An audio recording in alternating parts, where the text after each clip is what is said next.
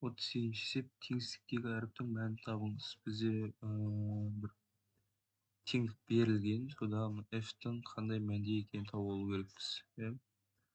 Сонда f тең 33 азайтылған 184 бөлінген 33 тең 1100 бөлінген 33-ке. Енді біз не істейміз? Біз енді мына жай санды теңсіздіктің оң жағына қарай лақтырып жібереміз. Сонда f тең 33 тең болады 1100 қосылған 184. Бөлімдері ортақ 34.